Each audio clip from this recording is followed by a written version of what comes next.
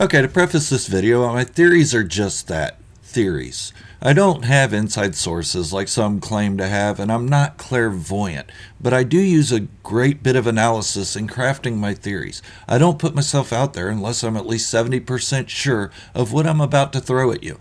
With that said, this is the third part of my Boba Fett and Din Djarin theory. It should be fairly simple to follow along with, but if you click off early, you're going to miss a lot. Welcome back, everyone. I'm Gerald, and I'm a Star Wars fanatic, and you can be a Star Wars fanatic too. All you have to do is hit that subscribe button, join the channel as a member, and or join as a patron on my Patreon page.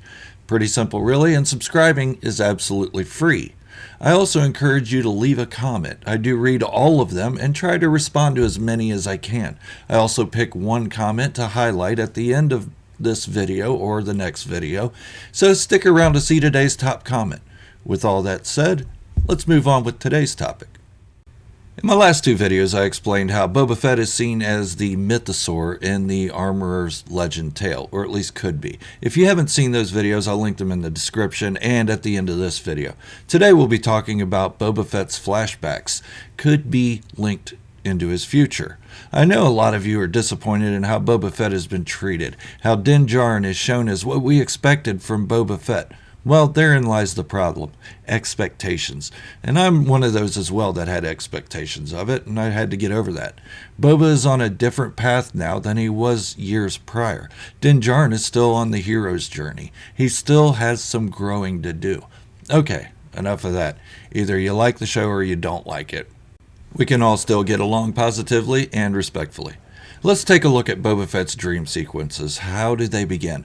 With Boba Fett in the Bacta tank. We haven't seen a flashback scene where he's awake while remembering, like we saw with Din Djarin in The Mandalorian Seasons 1 and 2.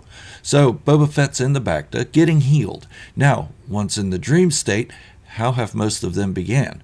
With Kamino, seeing the Slave One, and with his father leaving him. But him being left alone isn't the important part. Well, not at least for this video. The notable part of these sequences are the waves crashing on Kamino, the water surging. After the Kamino scenes, we are transported to Tatooine, where Boba Fett has escaped the Sarlacc and been taken in by Tuskens. What is Tatooine? It's a desert, devoid of readily available water. As he stays with the Tuskens, water becomes important for his survival. It's the driving force of survival in the desert. But that isn't all. When Boba and the Rodian are digging for black melons, the child Tusken takes one from Boba and dumps the liquid inside it out to his alligator dog. Yes, I know they're called mastiffs. I was trying to be funny. But Boba stays thirsty for most of his captivity, until he kills the sand kraken. Then the chief cracks open a melon and hands it over to Boba Fett. I know you're asking me what all this has to do with Din Djarin and Boba Fett's vision in the desert. I'm getting to it, but if you click away, you'll miss it, so stick around. Okay, back to it. Boba helps the Tuskens take the Pike's train down. After they are successful, they find a train car full of water. A lot of it. And now you're saying water in the desert is important, so what's the big deal? Yep, but there's more to it than that for this survival. This is about destiny. This is about foreshadowing and clues put in place. Clues we may overlook until the revelation comes. Think in terms of how many people didn't know Bruce Willis's character was already dead in The Sixth Sense. I knew it. Figured it out in the beginning. Why? Because I saw the clues. Yeah, it kind of sucks that I can't just sit back and be surprised at movies, but it is what it is. Okay, so back to the desert. After the train heist is complete, the Tusken chief shoves a magical lizard in Boba Fett's nose and takes him on a vision quest. During this vision, Boba sees Tatooine covered in water.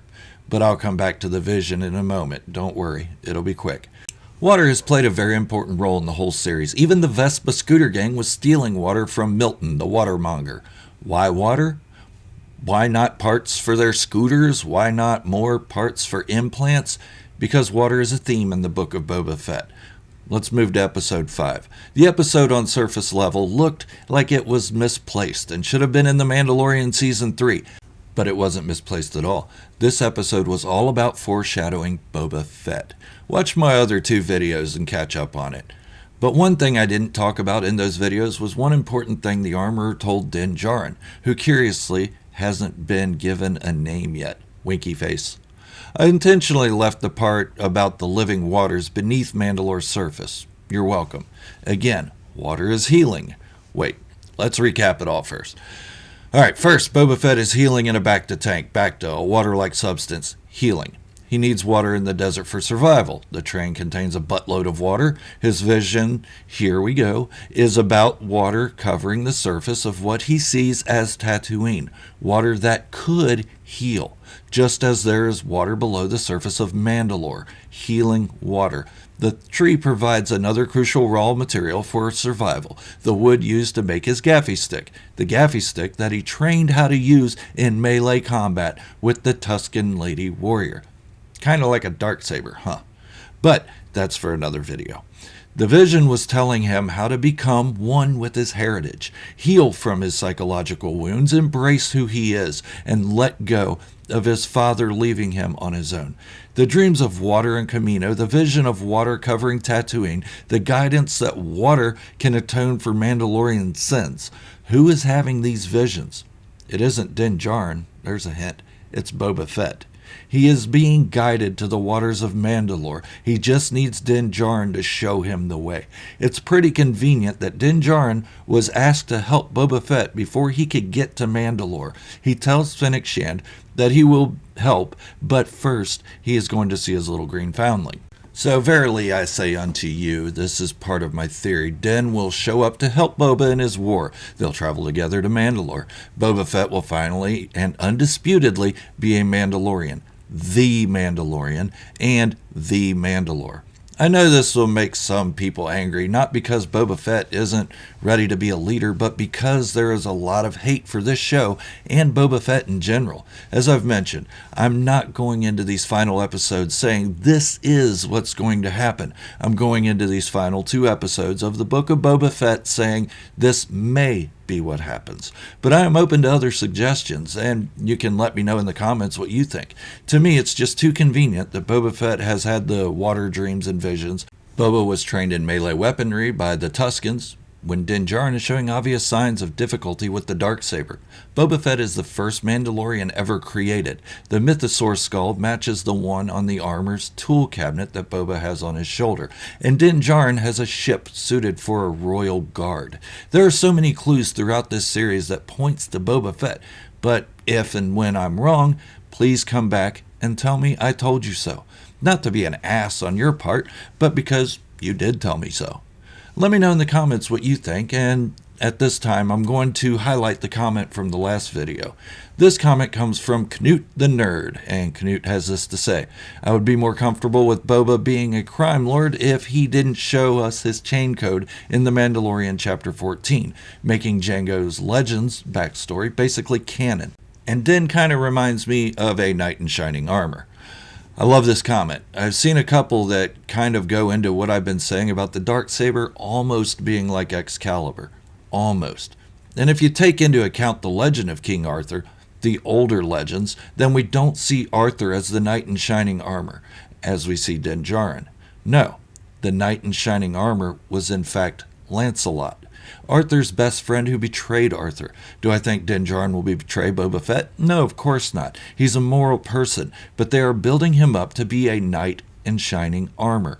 Look at him, how his armor looks. And now the 2 ships he's owned are both styled the same way. And what are knights in shining armor?